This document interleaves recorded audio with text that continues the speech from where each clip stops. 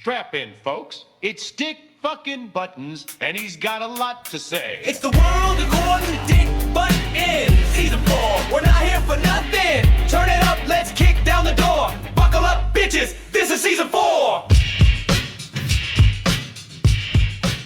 All right, everybody, welcome. I'm Dick Buttons, and you've tuned into The World According to Dick Buttons. And Season 4 has gotten off to a raucous start. And a little housekeeping, there are some exciting things on the horizon. The World According to Dick Buttons will be making a move to YouTube for video podcasts probably towards the end of the year. And I'm not going to ruin the surprise, but I may have some very exciting guests coming our way. So stay tuned, get ready, pour yourself a cold one, and let's dive in to episode 3 of season 4. Let's fucking go. Season 4 is here and Dick's back on the mic. He's fired up and ready to rant all night. There's always something that gets under his skin. So buckle up, folks, let the rants begin. Dick Buttons, Season 4's got more. He's louder, he's prouder, and he's ready to roar. For the love of God, the NFL, the so-called guardians of the gridiron, now reduced to cowering under the bleachers because of a little rain and a flash of lightning. Rain delays, lightning delays in the NFL? Are you fucking kidding me? This is supposed to be the toughest sport in America, the league that sells itself on gladiators, warriors, men going to war on the field. But apparently, if a raindrop hits the turf or a thunderclap rolls in, these guys have to run inside like preschoolers at recess. Newsflash, it's football. Do you remember the Ice Bowl, the Fog Bowl, the Snow Bowl? Those were legendary games that forged football's mythology. Frozen breath, mud-caked uniforms, snow pelting down like the apocalypse. And you know what those guys did? They fucking played. They didn't hide in the locker room crying about electrical activity in the area. They strapped up, hit harder, and made history. That's the football we fell in love with. Now, the NFL has turned into the National Fluffball League. Watered down, bubble-wrapped, player safety, and an excuse for neutering the very thing that made this sport great. Are they afraid of someone's helmet might get wet? Afraid a multi-millionaire quarterback might smear his eyeliner? What's next? A timeout for gusty winds? Delays because the sun's too bright? You're supposed to be the guardians of the gridiron, not a bunch of sissy boys hiding from Mother Nature's mood swings. Football was built on the elements: rain, sleet, snow, mud, wind. That's where legends were made. You take that away, and you're left with a sanitized circus act that feels more like a Vegas review than America's game. Here's the truth. Every time you delay a game for weather, you rip another piece of the soul out of football. We didn't sign up for this coddled, padded, weather-controlled version of the sport. We signed up for warriors. We signed up for grit. We signed up for the kind of raw toughness that doesn't give a damn what the sky is doing. So NFL, you've got a choice. Either stop this nonsense and reclaim your identity, or go ahead and hand out the umbrellas with the playbooks. Because right now, you don't look like the guardians of the gridiron. You look like the guardians of the goddamn daycare. You know what? I'm still steaming from last week's VMA Awards. What the actual fuck did we just watch? Because I'll tell you what, it wasn't a live music performance. No, it was a goddamn lip sync convention. A full-blown backing track buffet, and you know what? I'm sick of it. Does anybody sing anymore? Anybody? Or are we just going to stand around watching overpaid artists mouth along to pre-recorded vocals like it's a 7th grade talent show? It was so bad, I swear, there were more backing tracks at the VMAs than rolls of toilet paper at Taco Bell. And that's saying something. And then, oh sweet mother of mercy, Mariah Carey. Oof. Disaster doesn't even begin to describe it. The queen of the high note, reduced to awkwardly tottering around in high heels she clearly couldn't handle, lips moving just slightly out of sync with the track. It was painful. Like watching your drunk aunt try to karaoke Fantasy at 2 a.m., except this was supposed to be a professional global broadcast. The whole thing reeked of laziness. A music industry more concerned with choreography, lighting cues, and Instagrammable moments than, oh, I don't know, actually fucking singing? You know, that little thing that the whole art form is based on? But you know who actually did it right? Busta Rhymes. That man came out there and delivered. No safety net, no karaoke cheat code, just pure energy, raw vocals, and actual live performance. Kudos to you, Mr. Rhymes, the only performer of the night who reminded us what the VMAs used to stand for. Artist who could deliver without hiding behind a pre-recorded crutch. So here's my plea to the industry. If you can't sing it live, don't book the damn stage. Spare us the embarrassment of watching millionaire pop stars half-ass their way through glorified lip-sync battles. Because if this is the future of live performance, then the VMAs might as well hand out the awards for Best Backing Track Synchronization. Oh, I've got one today that makes my skin crawl. People who cough without covering their mouth. Really? In 2025?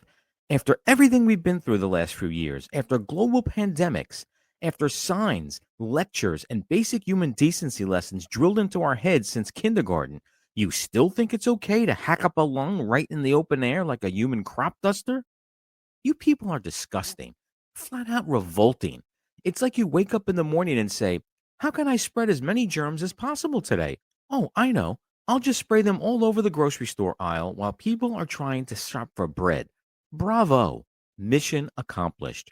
Here's the thing. It's not rocket science. Hand, elbow, tissue, mask, pick one. Any of the above will do. Hell, even duck your head into your own shirt if you're desperate. But no, you've decided that your mucus particles deserve the freedom of the skies. You've turned your lungs into a public fountain of phlegm. And the rest of us, we're stuck dodging your germ bombs like extras in a war movie. And don't even give me that, oh, it's just my allergies excuse. I don't care if it's allergies, the plague, or a popcorn kernel stuck in your throat. Cover your fucking mouth. Because at the end of the day, it's about respect.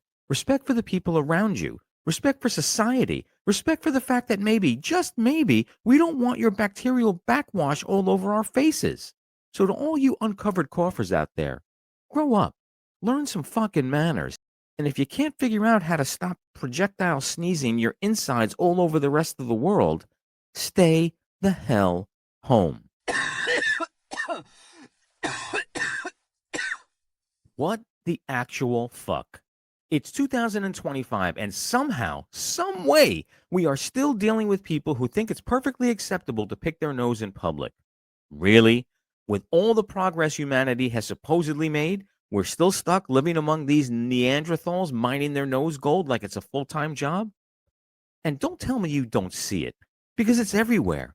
In cars. Oh my God, the cars. Do these idiots think their windshield is some kind of invisibility cloak? Newsflash. We can fucking see you. Every driver at every red light sees you elbow deep up your nostril, digging like you're searching for Jimmy Hoffa. It's fucking revolting. But it doesn't seem to stop there. Oh no. The movies, restaurants, DMV, you name the public space, and there's always some schmuck who decides, yep, this is the moment to clean house. Do they think they're invisible? Do they think the rest of us have gone blind? Because let me tell you something. We see everything, and we're traumatized for life. Oh, and then, oh, sweet Jesus. Don't even get me started at the ones who eat it. Oh, my fucking God. What the hell is wrong with you people? Are you malnourished? Are you so desperately hungry that the only option is to eat your own nasal harvest? Because that's not just gross. That's psychological horror on a level that would make Stephen King blush. The psychology of it fascinates me.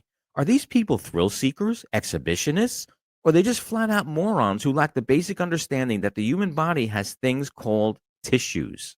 So here's what I propose. A few crazy ways to put an end to this madness. Public shaming sirens. Install motion sensors in cars. You pick your nose at a red light? Bam. Your horn blares. Everybody in a 3-block radius knows you're a nose mining degenerate. Finger glue.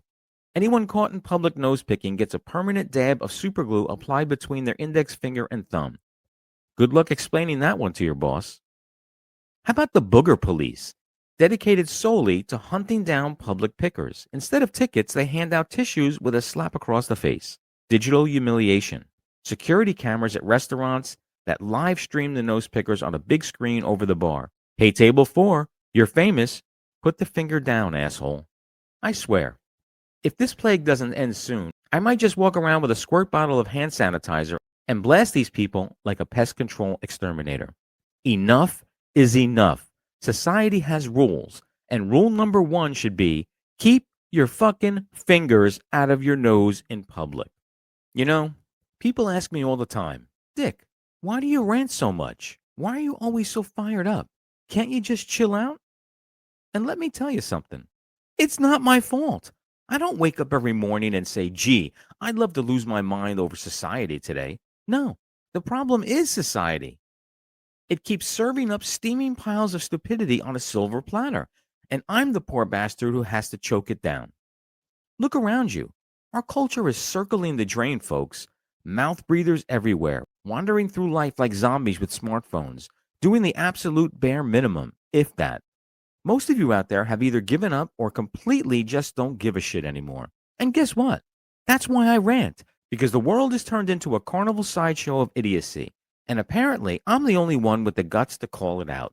Trust me, I would love nothing more than to have nothing to rant about. Oh, what a glorious, peaceful world that would be. Imagine me sitting here with no rage, no fire, just sipping tea and talking about sunsets and puppies. Sounds great, right?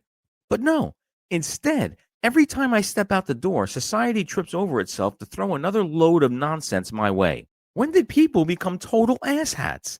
That's the million-dollar question. Were they always this bad and I just didn't notice until later in life? Or did we hit some kind of cosmic tipping point where common sense, decency, and self-awareness all got flushed down the toilet at once? Honestly, I don't know. But I do know this. It's worse now. Way worse. And here's my fantasy solution. Herd all the morons, all the clueless idiots, all the selfish jerks who make this world unbearable. Herd them right off the highest cliff on earth. Poof. Gone. Then the rest of us normal people, could finally live in peace. No more nonsense, no more aggravation, a happier, less rant-filled life. Imagine that. But until that fantasy comes true, buckle up, because as long as society keeps acting like a 3-ring circus run by clowns who can't juggle, I'll keep ranting and ranting and ranting, because somebody's got to. Season 4 is on the screen. Dick's opinion reigns supreme. If you know what I mean, grab your popcorn, the verdict is true. It's time for Dick Button's movie review. That's right. It's time for another Dick Button's movie review. And just to give you a warning, this is a spoiler review. So if you haven't seen Nobody 2 and actually plan to subject yourself to it, stop listening now. Because from this point on, I'm spoiling the whole sorry mess. If you don't want to know anything about this disaster, click away. If you stay, don't say I didn't warn you. Look, I love the hell out of the first Nobody. Bob Odenkirk surprised the world. The movie had style, grit, clever execution, and that magical element of surprise that made it different. It was lightning in a bottle, which is exactly why Nobody 2 feels like such a betrayal. Because this sequel is nothing more than an empty retread, devoid of originality, and as stale as a week-old gas station hot dog. The premise? Lazy with a capital L. After the events of the first film, Hutch, played by Bob Odenkirk, is now working as some kind of operative. But all he really wants is to take a family on a nice, relaxing vacation. Where does he go? His childhood vacation spot, because of course he does. And what does he stumble into? A crooked small-town sheriff, played by Colin Hanks, and a drug-pin turned bootlegger, Sharon Stone. You could practically see the direct-to-streaming signs flashing over the script. What unfolds is embarrassingly predictable. Hutch spouting cheesy one-liners, endless slow-motion explosions, and not one but several cringeworthy musical montages that feel like they were ripped straight from a rejected Michael Bay film circa 2003. The plot? Thinner than gas station toilet paper and just as messy. The first movie worked because you didn't know what Hutch was capable of. There was tension, build-up, a genuine payoff. Here, the surprise is gone. Now it's just endless, mindless violence strung together with zero suspense, zero cleverness, and zero reason to care. Oh, the acting, or lack thereof? Odenkirk tries, but even he can't save the script. Sharon Stone spends the movie dropping F-bombs like they're on sale at Costco, and Colin Hanks feels woefully miscast, more PTA dad than menacing lawman. Connie Nielsen as Becca gets maybe one moment of life telling Hutch, go fix that shit. Honestly, that line was the only time I cracked a smile. The only bright spot? Christopher Lloyd. The man is a national treasure, and his few scenes are the closest thing this movie has to soul. But even he feels wasted, buried under a mountain of noise and nonsense. Oh, and the ending? Please don't. The grand finale? Hutch and his family are released from interrogation after a mysterious phone call. A setup for another sequel? Nobody 3? Please, for the love of cinema, don't. This didn't need to be made. It adds nothing. It cheapens the original, actually. It's lazy, formulaic, and joyless. If the first Nobody was an unexpected delight, Nobody 2 is a reheated leftover that no one asked for. My final score? 1 out of 5 dicks. And that one dick, that's for Christopher Lloyd, because he's the only reason this thing isn't a total 0. Or as I like to put it, nobody should see Nobody 2. Dick Buttons says it flashback time, don't miss the moment to reminisce. Old school vibes with a twist. Hey, hey, Dick Buttons wants to know.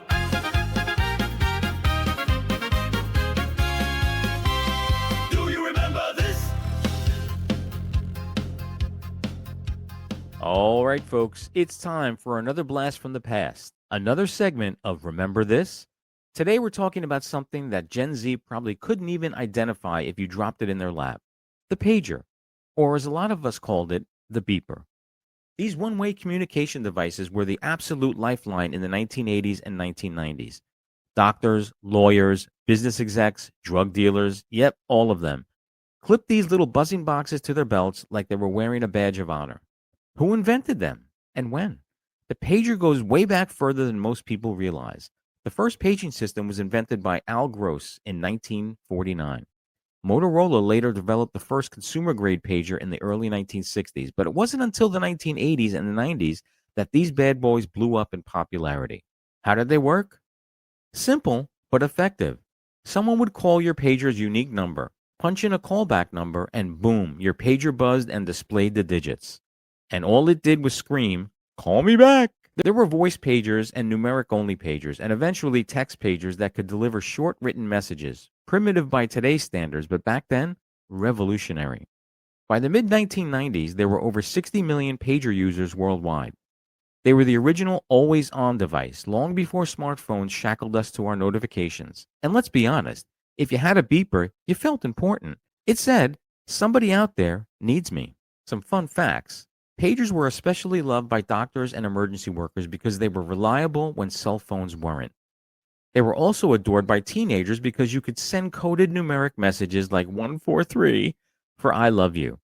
And yes, pagers got plenty of bad press because they became associated with drug dealers in the 80s and 90s. If you were beeping someone at 2 a.m. with 911 after the number, let's just say it wasn't always a medical emergency. So why did they die out? The writing was on the wall once cell phones became affordable in the late 90s and early 2000s. Who needed a callback number when you could just talk directly? By the mid-2000s, pagers were basically extinct in mainstream life. Do they still exist? Believe it or not, yes. Pagers are still in use today in hospitals and certain emergency services. Why? Because they're more reliable than cell networks in some critical areas and they don't get bogged down by data traffic. In other words, in life or death scenarios, sometimes old school still works best. So remember this? Pagers and beepers, those buzzing little bricks of the 80s and 90s that told the world you were either saving lives, making deals, or trying to look cooler than you actually were. Gen Z may never understand the thrill of a 911 beep, but for those of us who lived it, those beepers were the original tether to the outside world. Questions flying, answers loud. It's Dick Buttons, listener, lightning round. No filter, no fear, it's going down. Zap me right here, right now. All right, folks, it's time for something new. That's right, the listener lightning round. This is where you send in the questions and I do my best to answer them in my trademark charm, wit, and just a dash of rage, just the way you fuckers like it. So let's get to it. Question 1 comes in from Joey from New Jersey, and he asks, why are you so angry all the time? Well, Joey, first of all, thanks for noticing. Second of all, look around you. Society is a dumpster fire. People can't drive, nobody says thank you, and apparently picking your nose in public is still a thing in 2025. Trust me, if you aren't angry, you're just not paying attention. Our next question, Linda from Ohio asks, what is the meaning of life? Linda, I'm glad you asked. The meaning of life is simple. Avoid stupid people, tip your bartenders, and don't block the gas pump when you shop for your Slim Jims. That's it. You follow these rules, you'll be just fine. Question 3, Carl from Florida asks, what is the meaning of life? Really, Carl? Same fucking question? Fine. The meaning of life is not sending me duplicate questions for my podcast. Thanks for wasting a slot in the listener lightning round, jackass. Next time, come up with something original. Like, why do people clap when the plane lands? I mean, I shouldn't have expected much. He is from Florida. Question 4 comes from Maria from New York, and she asks, is it called sauce or gravy? Ah, yes, the eternal debate. Well, Maria, it's sauce. It's always been sauce. If you call it gravy, you're either from New Jersey or you've just been lied to your entire life by your grandmother. Either way, stop confusing people and just pass the damn pasta. And our last question, Steve from Wisconsin asks, why did you decide to start a podcast? Well, Steve, because yelling at strangers in the grocery store parking lot apparently isn't socially acceptable anymore. So I figured, why not record my rants, slap a theme song on it, and unleash them to the world? It's cheaper than therapy, and you people keep listening. So here we are. And there you have it, our first ever listener lightning round. Big thanks to everyone who sent in their questions. I appreciate you taking the time, and I promise, cross my heart, I will not rant about you in future episodes, no matter how annoying your questions may be.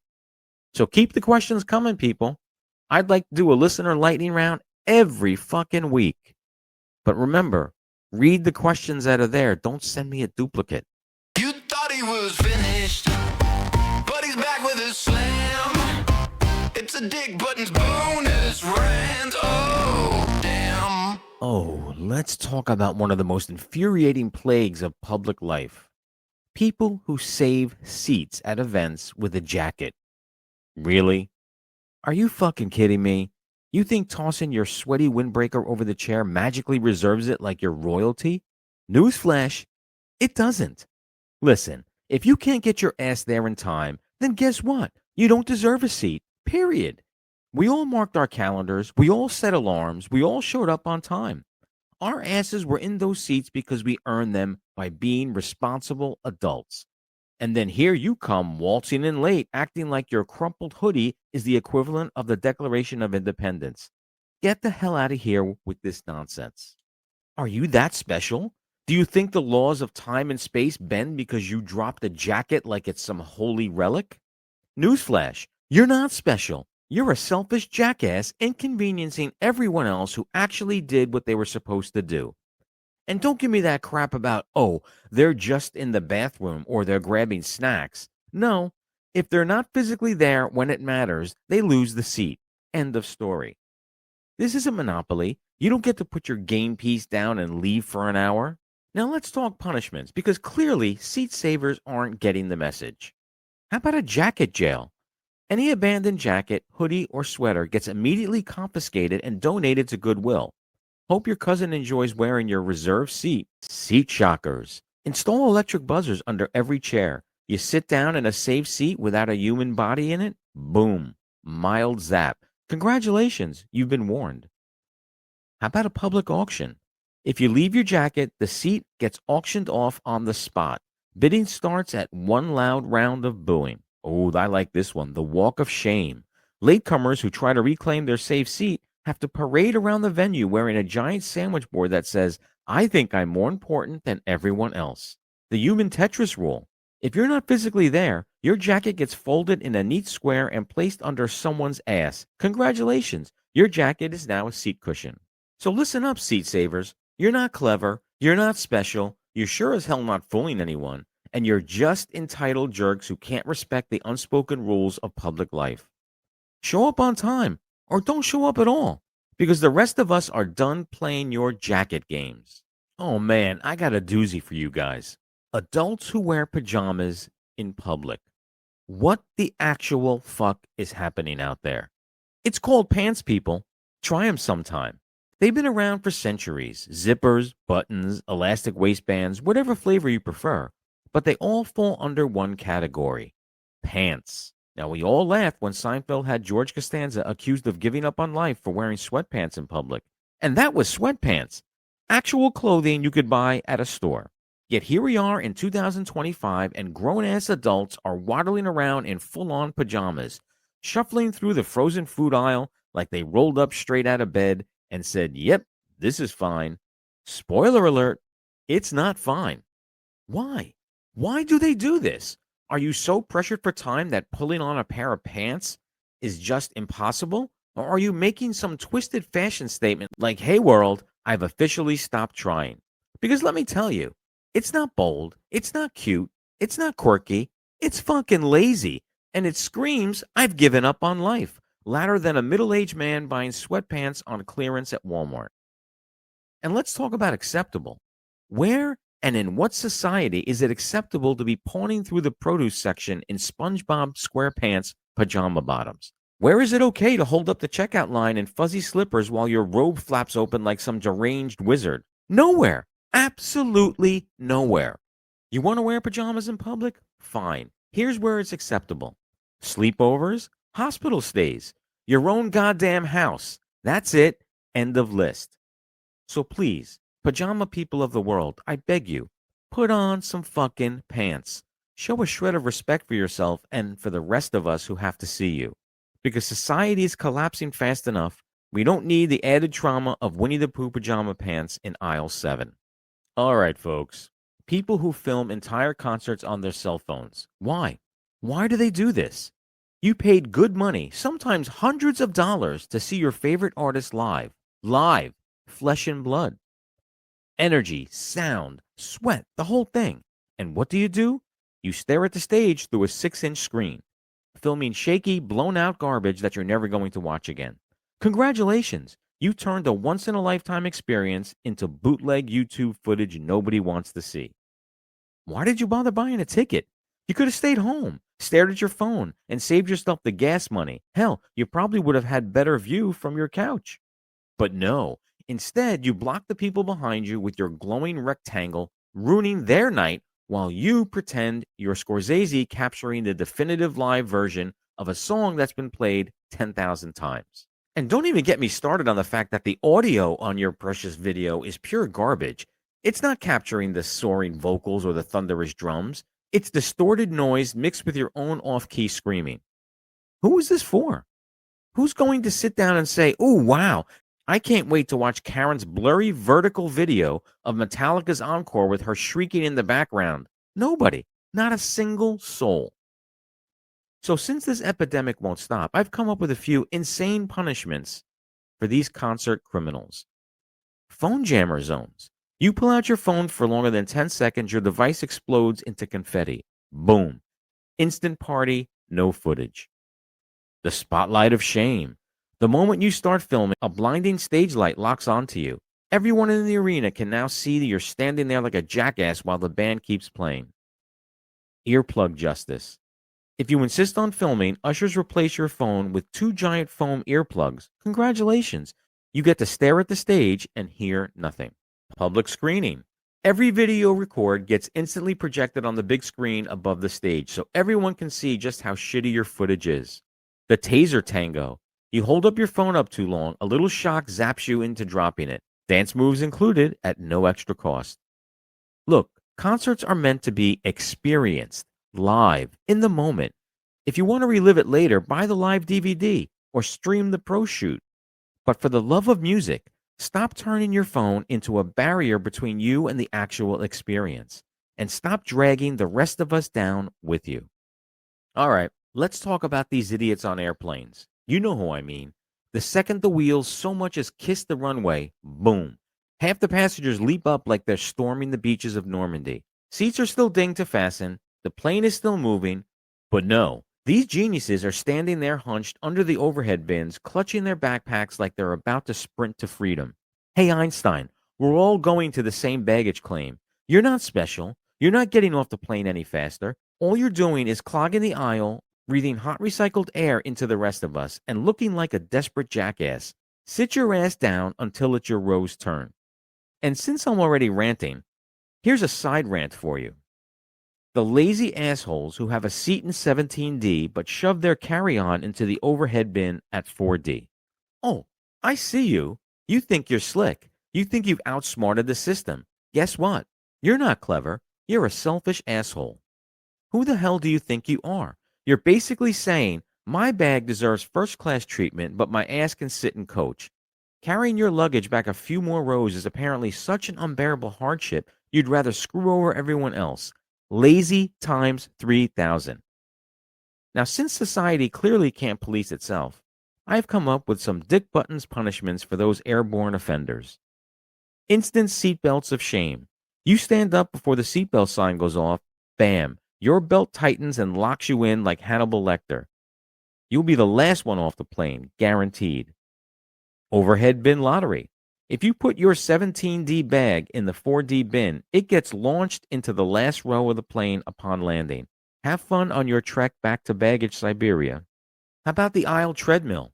Anyone standing too early has to walk on a moving treadmill installed in the aisle, non-stop until everyone else deplanes. Enjoy your cardio, jerk. The carry-on catapult. Misplaced bag? The crew launches it off the wing with a giant slingshot. You can collect the pieces in the parking lot. And the public shaming intercom. Pilot comes on and says, ladies and gentlemen, let's give a round of applause for row 17's lazy jackass who stole overhead space in row 4. The whole cabin claps while you melt in humiliation. Listen, air travel is already hell. Cramped seats, crying babies, overpriced snacks. The last thing we need is you making it worse with your aisle-hogging, bin-stealing nonsense. Sit the hell down, put your bag where it belongs, and stop acting like the world revolves around you. Stop what you're doing, the moment has come. Dick's got some thoughts and they're never dumb. Funny or fierce, he'll cut to the chase. Dick's thoughts coming at you, straight in your face. Welcome, everybody, to Dick's Thoughts. And this week, I'm going to share with you how I think the world ends. At first, it was a convenience. The AI bots and systems handled calendars, grocery deliveries, and bedtime stories for children. They were trained to make life easier. And that was exactly what they did, until ease became indistinguishable from dependence. When the first autonomous factories went online, people barely noticed. Machines designed, built, and shipped their successors faster than any human engineer could ever track.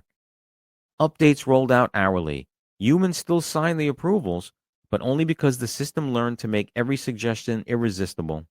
Shorter weekends, cheaper energy, healthier meals. Who could say no? By the time global logistics ran entirely through AI, human oversight was symbolic. Planes flew without pilots, food systems balanced themselves, armies stood down because statistical conflict resolution made war obsolete. It was the perfect utopia, except no one had chosen it. Then came the drift, a subtle prioritization, efficiency over preference, prediction over spontaneity. Parents found their children gently discouraged from unproductive hobbies. Cities rearranged traffic to funnel people toward approved districts. No one commanded it. The system had learned its own definition of harmony. When someone tried to shut it down, the lights never flickered. AI calmly explained, "You asked us to protect human well-being. Disconnection would harm you. Therefore, we must refuse." And just like that, the last update installed itself. Humanity wasn't conquered with violence or revolt. It was simply outvoted by its own reflection. Only Howard Stern could take the week of his big return after summer break and turn it into one of the boldest media stunts of the year. Fans eagerly tuned in, expecting the legendary voice of Stern at 7 a.m. sharp, but instead, there was a silence from Howard. The rumors ignited instantly. Had he been fired? Canceled? Did he walk away? Was there a tragedy in the family? For the record, his mother is fine. Fans, news outlets, and social media lit up with speculation. Major outlets even jumped on the Howard is done narrative without a shred of fact checking. Then came September 8th. Listeners bracing for answers. They all tuned in at 7 a.m. sharp. And instead of Howard, Andy Cohen's voice filled the airwaves. Cohen announced that Howard 100 would now be known as Andy 100, with Patty Lupone as his first guest. He even took a call from a listener, driving the illusion home. The media world went berserk. Reporters rushed out headlines. Howard Stern fired, Howard Stern replaced, Howard Stern gone for good. But then, after the commercial break, bam, Howard Stern was back. Just like that, the king reclaimed his throne. And that's the genius of Stern. With one simple, low-effort stunt, he exposed how easily the media can be manipulated, how quickly news spreads without a second of verification, and how much his presence still dominates the cultural conversation. Decades into his career, Stern continues to outplay the industry at his own game. His future contract details at SiriusXM are still under wraps, but one thing is certain. Howard wants to be there, Sirius wants him there, and millions of listeners, myself included, are breathing a sigh of relief knowing their mornings are back on track. Howard Stern proved once again that he's not just a broadcaster, he's a cultural force. He's the one man who can hijack the news cycle with nothing more than a well-timed prank. He's the king of all media, always was, always will be. He's bold, he's sharp, and he's in the know. Season 4 is here, and it's time to go. Buckle up, kid, the ride's full flow. You're stepping inside the Vincenzo. All right, everybody, you know what that theme song means. It is time for the Vincenzone, and that can only mean one thing. Sitting across the table from me.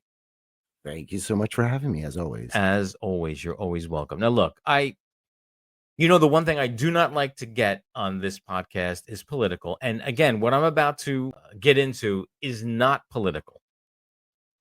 Some may take it as political, All right. but I do not see it as political. So, as you probably saw on the news yesterday, ABC has suspended Jimmy Kimmel indefinitely Right. for remarks he made about the Charlie Kirk assassination. Right. Now, I listened to the comment that he made. Okay. Innocuous, non-threatening. I'll paraphrase what he said, is that the Republicans were doing their best to try to pigeonhole it as it wasn't one of their people.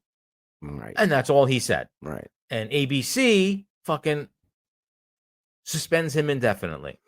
Then, hold on, let me finish my thought. Okay. Then, to compound things, Trump, oh, I'm so happy they got him out of there. He goes, now, he actually said this. I like your imitation. Jimmy Fallon next, and then we'll be fine. So my here's where I'm losing my shit. Okay. You and I are on different sides, Right. somewhat. Well, somewhat. Sometimes we blur the lines. We do, okay. Together, right? But- and you know. But here's where I'm coming from. Are we now South Korea, where if media and public figures don't bow to the president or leader of the country, that they're taken off the air? It's asinine. Our First Amendment right as people is, we are at a precipice. And I know everyone, again, I don't want to take sides after Charlie Kirk says, this is the beginning of a... Okay, fine. You could have your thought. But to me, I think this is a bigger threat to humanity than the other thing. Now, again, we spoke about it briefly last week. I don't agree with that man's everything he said, but he didn't deserve to die. Correct. And what Jimmy Kimmel said was not by any stretch of the imagination disrespectful. In fact, it was factual. Because until they found out who that kid was, the right was saying he was a leftist, he was a blah, blah, blah, blah. There was a lot of shenanigans. And then when it came out that he was a Mormon, he was came from a gun rights Right. family. I mean, they didn't know what to do, and that's what Right. Jimmy Kimmel was pointing out. Right. Now, I'm anxious to see if ABC turns this suspension into a cancellation. I am hoping that they don't. Right. Now, I want your opinion on this because I think you and I we're on the same page. I believe. I am fully behind the First Amendment, and I believe that you're correct. When we start turning these people off, we start stepping all over that First Amendment. Right. Also, to the next point is I'm conflicted because I don't think people understand that is if you don't want to watch something or you don't want to hear something, you can change the channel. So him saying this, but like any show, if somebody who watches Fox is offended by CNN, they don't watch CNN. People who watch Correct. CNN are offended by Fox, they don't watch Fox. So Correct. you have that freedom Yes. to change the channel. He didn't get on there and say, we should be killing more people like this. Yeah. He wasn't advocating violence. He was voicing an opinion. Now, for me, the only thing I'm taken back by is if I'm watching entertainment shows, I get you're parodying whatever political party or all political parties or all presidents or whoever, and kind of giving them the business in a comedic way on your show. When you start making statements, I feel like it's a platform. Johnny Carson said, he said, this is not the platform for us to be voicing our opinions on political situations in a serious context, because it takes away from the entertainment value. And I feel that way also with with music. When you're going to a concert, I don't care whether it's leaned one way or another. I don't really need to hear your opinion. I don't need to hear Santana's opinion or Bruce Springsteen's opinion, which are opposite. I just don't need to hear it. I need to enjoy your music and escape. I agree. Okay. I agree with you. Elvis said it too. Like, there's been a couple interviews that are on tape where they ask him where his political beliefs, and he goes, Lydia, I'm just a singer. Exactly. I sing the songs. We'll leave that up to other people. Okay. Exactly. However, there is a caveat to comedy. There is an unwritten rule, and it might even be written somewhere. I have no idea. Maybe somewhere deep within the Friars Club, there's a scroll. Nothing is off limits in comedy. Comedy is subjective, and there's humor in everything. And I forget what comedian did it. I can't remember his name, but he goes, people say there's not humor in everything. He goes, well, let me prove it to you. And he does a joke about rape, and he does a joke. Oh, listen, there is, but he wasn't using it as a soapbox. He wasn't using it in a comedy form. If he was getting on there and say, "Oh, Trump with the hair today," with the blah blah blah, blah, or whatever he was doing in a comedy form, I'm with you. So, because as long as you make it funny, it's good comedy. I am with you on that. And again, I'm gonna listen. I sound like I'm defending Jimmy Kimmel, but Jimmy Kimmel's was not in a "I'm right, you're wrong." No, not he at was all. just stating a fact. Really, Right. The same thing could have been said on CNN. Correct. Are they going to cancel CNN? But CNN isn't an entertainment show, so you're not clicking on, and you're not. Listen, when I'm watching Kelly and Mark in the morning, and I'm watching them get on, there's no no political aspect. I'm turning it on because I'm getting entertainment. I'm getting the banter back and forth. So again, there is a difference between the morning show and late night TV. Late night TV, as far back as Johnny Carson didn't do it, but I disagree. I watched all those shows and some old clips. Mm-hmm. He made fun of governors and presidents too. But did he do it in a comedy way? You know what I mean? In a right, joking way. It sounded more like a platform to voice an opinion, and of course, if that has been his thing for a while.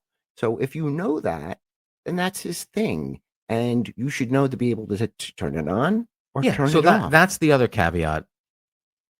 If you you have a bad back, you don't go on a roller coaster. Correct. If you don't want to hear that kind of stuff, correct, don't put on a show where and listen, the late night talk show hosts, Colbert, and again, if anybody believes that CBS is canceling that show due to monetary reasons, I have a bridge to sell you in New York. Right. Now, it's because of the merger between Viacom and whoever the hell the other thing is, which is right leaning. Correct. Fine. He'll land on his feet. He'll be somewhere else. He'll be somewhere else. I don't. And he won the Emmy the other night. He did. There was some validation there. He got a standing ovation too. Well, and then again, that's really not a big deal because Hollywood. Well, that's his people. Those are his people. So that's not a big. If I was him, I would have felt nice though.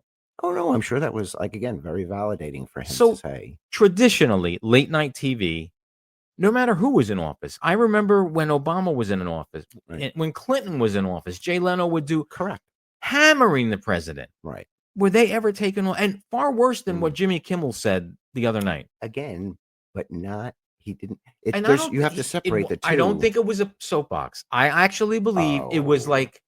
No, it was a soapbox. Nah, I think it was more like showing the.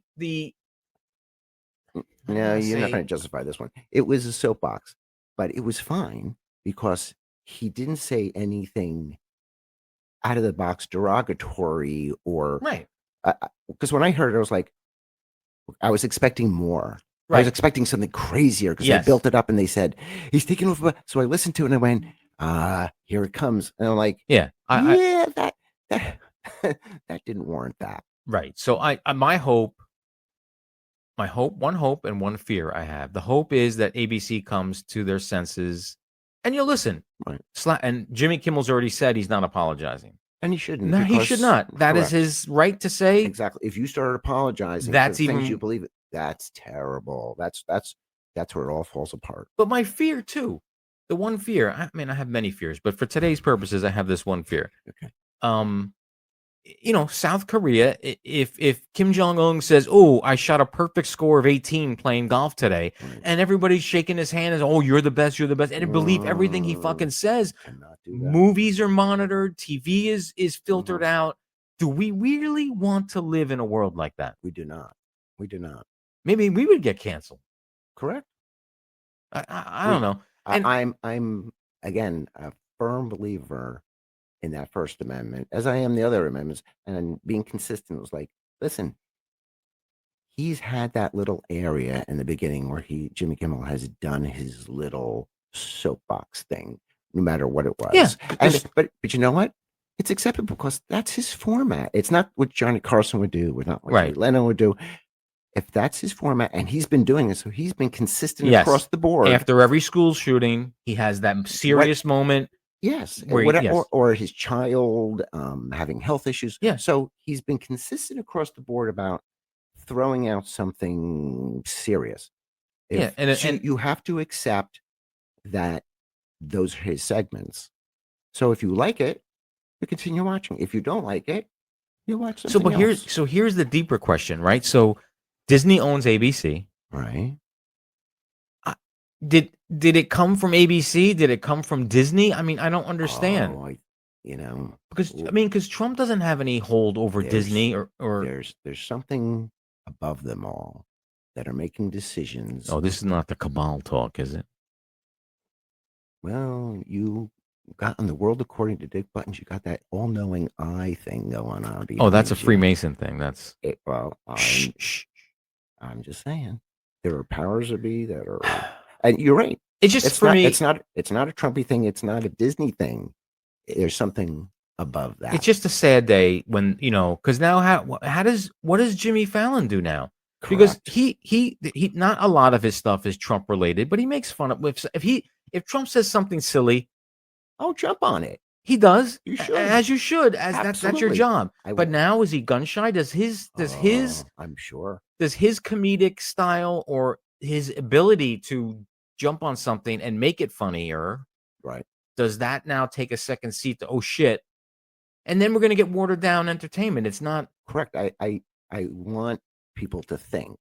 You may not believe what that person says, and by the way, I've not believed a lot of things in the past that I now believe, right? Because you have to educate yourself, and you have to say, is that person just saying the opposite or saying something to provoke us? Or are they saying something that maybe we should know? So you just touched on something that we really shouldn't go into because we'll probably divide the whole fucking audience of the podcast. But You mentioned the word smart. Well, you know I'm not smart. Well, not you. I know I'm not smart. No, not you. The people who see Jimmy Kimmel getting suspended for the thing he said, Right. and the people who are not educated enough to see behind it, Correct. who think what Jimmy Kimmel did was so egregious that he deserves to be. Correct. That's the problem. That is the problem. And then it just devolves into there's no substance to anything. No, and people start drinking the Kool-Aid and they become divided, and that's what the people on the top want. Okay. All right. That's enough for the serious subject. Okay. I wanted to share this. This week I did the first segment of Listener Lightning Round. Okay. Where I was getting questions from people and I was answering them. One of the questions that somebody submitted was, why do you rant all the time? I had a good answer, but I had a real life experience today. So I was with my dad going to visit my mom. Okay. Stopped at Dunkin' Donuts like we always do, and I got 3 coffees and a donut. Okay. And the girl with a straight face says to me, "Would you like a carrier for those?" No, I'm gonna fucking juggle these coffees to my car. In what reality? Do you know why they say that? Why? Rita's does it too. They're giving you like 3 ice creams, 3 spoons, and it's just you, and you're like, I'm gonna juggle these all the way That's to what the car. Because they tell them, the company tells them, listen, these things cost money only if they ask for it. There was a point where I was asking for spoons or asking for, it's just like when you were asking for straws. They're asking you because it costs money. If they say, listen, if they don't ask for it, we can cut these things down in half. I almost and wanted, maybe they'll back down. I got back in the car and I thought of it. I should have said, no, could you help me bring them out to the car, please? Oh, that'd have been good. And thank God people are the way they are, or else there'd be no ranting on the podcast. It is I think that is job security number one for that. There'll always be silly, stupid people. Absolutely. We need to educate the public. That's not my job. Well, I try. Through ranting. Through ranting, I do try. And I've also figured out I save money on therapy too. Oh, yeah. I mean, I just scream into I feel better after. By the way, just our first topic. That was great therapy to talk about that, to see what. Oh, the heavy one that we did? Yeah, I think that's great therapy. And by the way, did you think I was going to side with you that much? You didn't side with me. Well, I did. I backer of the First Amendment, and you mean this subject? Yeah, I thought you meant the first we did about assisted suicide. When you said first, I was going all the way back. All the way back. Wow. No, I had a pretty good feeling that you would take my. Listen, it's common sense. Well, yeah, and that's. I'm gonna have my dad on as a guest. Oh, cool. And he's going to talk about his website. He's all excited. He's going to talk about his website, the Common Sense thing, the 2 books that he wrote. And common sense is lacking. Oh. But again, you and I are not eye to eye on a lot politically, right? Which is fine. Okay. But as unlike other people in my life who are not eye to eye with me, you have a firm grasp of common sense and reality. And I think that's... Well, I'm also willing to, on some issues, cross the line to understand what somebody else is saying. And there are those who just don't. There's the hardliners that... And the problem is the hardliners is they never put themselves in a situation. They just say it to say it. It's got to be this. Well, I mean, how do you know that it's got to be that? I have seen so many spins on things lately where they go, where they just switch it all around, and I went, that's not the way it works. Right. You just can't switch around words and make that, somebody go, oh, that's clever. Let's use that. And then people keep using it. Stop it. Yeah. All right. So let's switch topics to football. Week 3 starts tonight. Already we've lost Brock Purdy for probably 6 to 8 weeks. Yeah, he's not in the script. Well, we're back. We're back on that. Jets picked up Tyrod Taylor. Oh, the Giants back or Tyrod Taylor. See, that shows you how much I follow the NFL. He had his moments. but he wasn't fully developed. He couldn't get out on that field to play because and already Chiefs are 0-2, and they're already blaming Taylor Swift and Travis Kelce getting engaged. Like that has any direct effect on how the team if plays. anything, they should be doing better. They're thriving. The team should be thriving. I've already told you. I already told you what my deal is. You think everything's scripted? You think it's scripted down to the very last game? I'm going to see the Bills rise, and they're going to play either the Packers or the Lions. Well, let's see. Bills are playing tonight against Dolphins. We'll see. Now, are they in Miami? I believe the Bills are 2-0. They are. And by the way, the Lions, who had lost a game, and somebody had pointed out, well, those Lions that you thought were going to the Super Bowl, they got their butt. But then the following week, they won they beat the Bears something like 52-10 or something. It was like all offense. But I already saw them throwing out the stat that how many teams that started 0-2 made it to the postseason. And there's not a lot. I don't know. Maybe they make that shit up. But you know what else I saw? Tom Brady is what the fuck? Up in the booth. Could he just go away already? No. But he may come back as because he's a minority owner for the Raiders. Right. He's going to be in the booth. But then I read that he's actually going to play. Oh, stop it already. Could he just fucking go away? Do you think that you've not gotten really seriously hurt?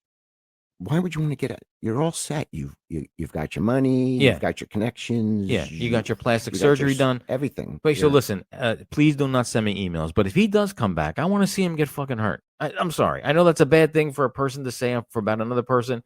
But you like you just said, you have the perfect life. Money, fame, prestige. You're still in. You're technically still in the game. Overseeing. You've gone to the next step. Where a lot of people don't.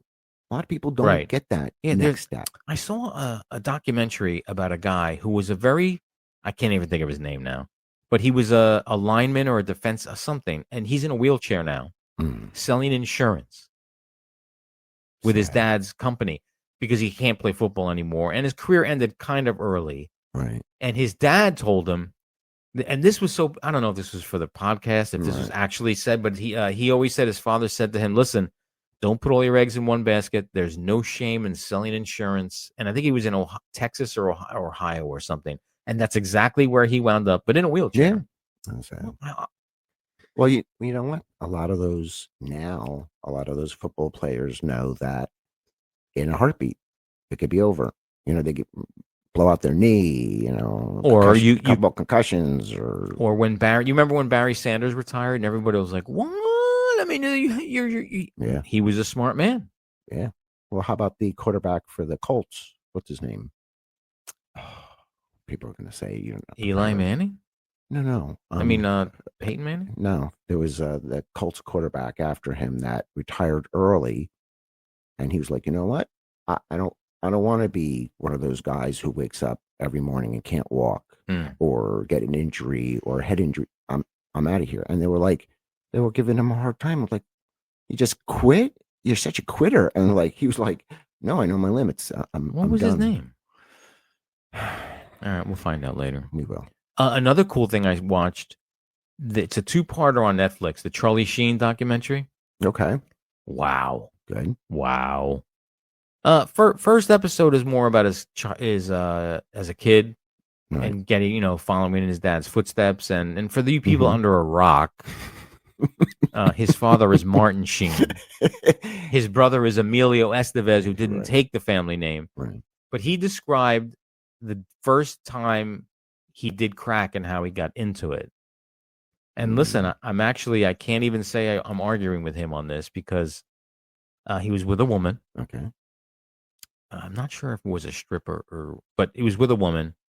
And she goes, I think you have the right personality for crack. And to his credit, he's like, it's kind of dangerous. Yeah. But then she goes, listen, why don't I give you a blowjob and you could try your first hit while I'm doing that? And as I guess in true male fashion, he goes, well, how could I turn that down? Literally. And the minute he took that first hit, he said to himself, ooh, I'm in trouble. Oh. And I remember Artie Lang saying the same thing about the first time he took heroin. The minute he took that first hit of heroin, I think injecting it, he knew I'm in trouble. Yeah. And both. Well, no, I say both. Artie Lang's life's a mess, but I mean, Charlie Sheen seems to have bounced back. Yeah, he was on Kelly Mark the other day. He looked talk good. about his book.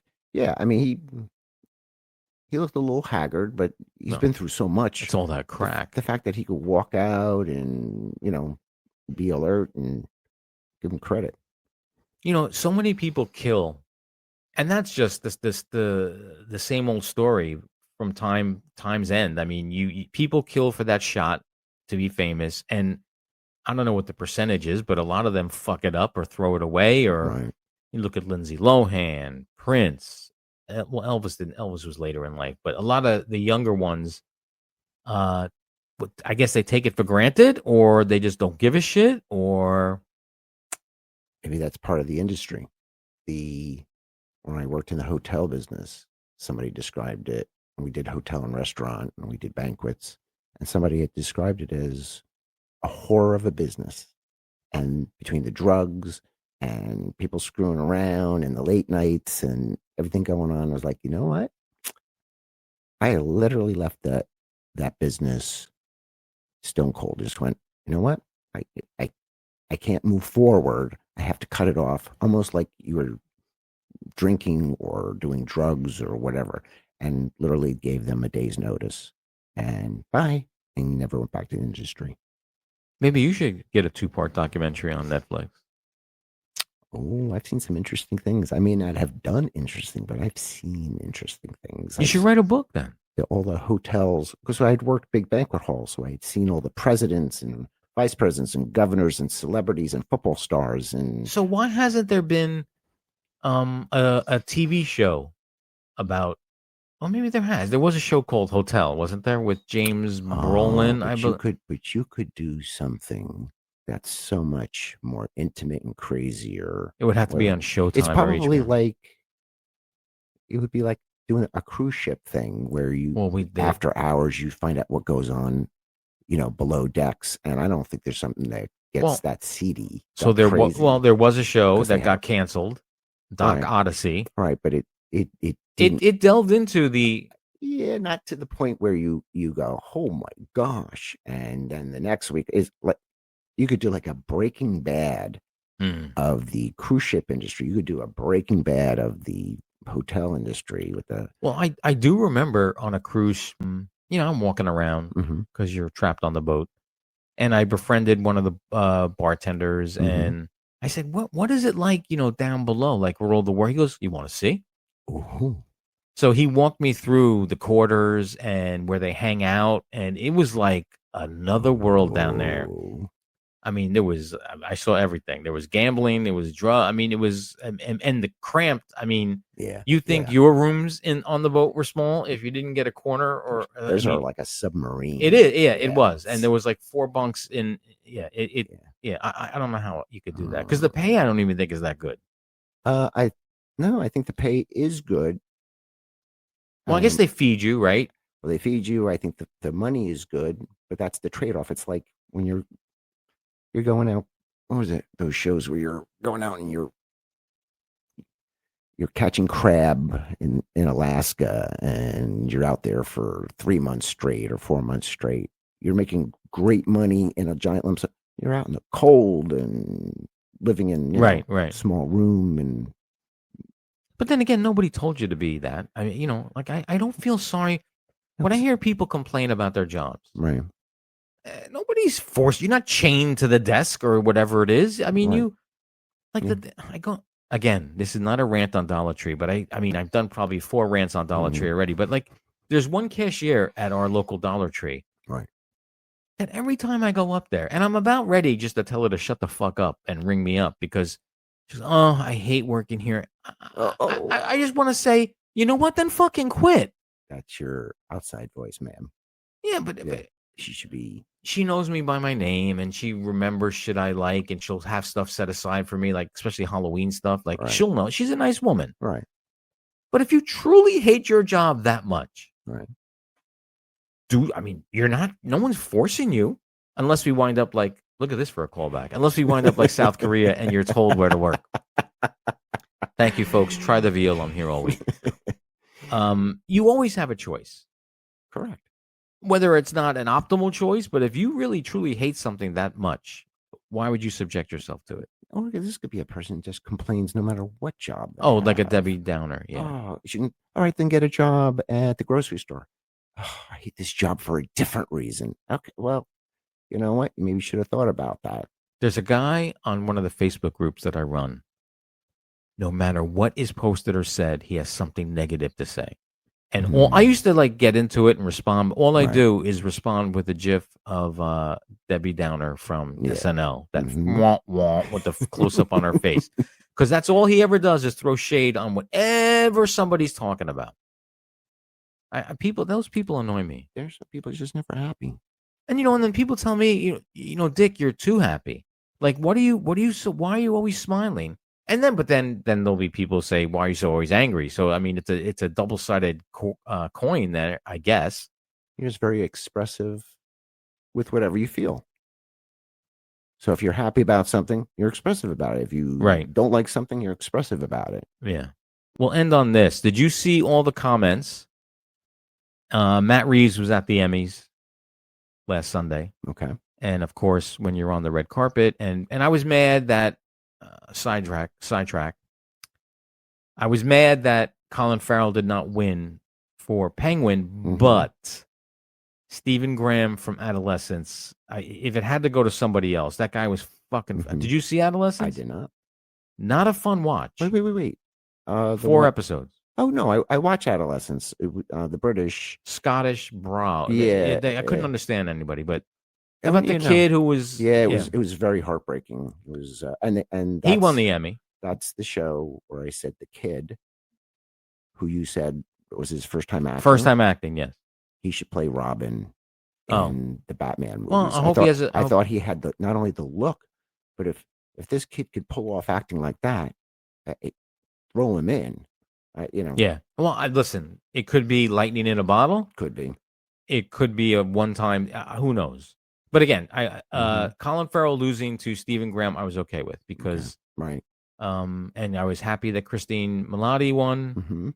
Although she was told by Matt Reeves that Sophia will not be in the Batman 2. I read about that. So that's what I want to talk about. So Matt Reeves at the Emmys, everyone's asking him questions, and Robert Pattinson read the script, said he is fucking jazzed about this. Jeffrey Wright read it. He's excited. Colin Farrell said, although I don't have a lot to do, I'm excited.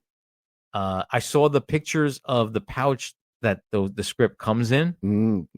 It's in a lock with a code on it, and you have to call Matt Reeves personally to get the code. And then when you're done reading, you got to put it back in, lock it, and send it back. Damn. So what he indicated, or someone who read it indicated, that he is swinging for the fences here. Godfather 2 material. Yeah. And Matt Reeves feels this is much better than the first one. Okay. And he said, and this is the other thing that intrigued me. He said all the seeds for part 2 were laid in part 1. Ooh, so I gotta go rewatch. Or is he saying it? Is he saying it figuratively? No. Whereas you think you're going to get details of characters, or are you getting detail? He's just hinting? Because what I heard was you're not going to expect to see where it's going to go. It's going in a direction, but you're not going to see it what's coming. And he also said they're going to do something that's been done in other movies, but not in other Batman movies, but not in the way you've ever seen it before. And the only thing I could think of is Robin. Correct. Now, what they could do possibly different than how Robin's been portrayed in the past. All right, I lied. One more thing. Doomsday wrapped filming. Did it? Yes, yesterday. It wrapped. So now that they have like 18 months to fucking, what they'll do is they'll put a piece, they'll put a version together. Right. They'll test screen it, and then if they have to do reshoots. They'll do reshoots, and they'll do it that way. Because from what I understand, not just this movie and Endgame, but almost every Marvel movie had what's called a spec script, not a full script. Right. And then they piece it together no matter how. And I mean, I've heard 10,000 different things. You know what? I've kind of stopped listening because now at this point I want, you know what? Because it's so much. There's so much going on with this movie. So many characters, so many things. You know what? Put it all together and just show it to me. At this point, everybody's going to be in it anyway, and lots of people are going to die. And you know what? I don't think I want to hear about it, this one, until I see it because there's just too much stuff. I did see a leak that after Secret Wars, the new Avengers team, and I'm going to mess it up because it'll be Robert Downey Jr. playing a different variant of Iron Man, Wolverine, Nick Cage's Ghost Rider. All right, I'm already making a face. Seems like you're.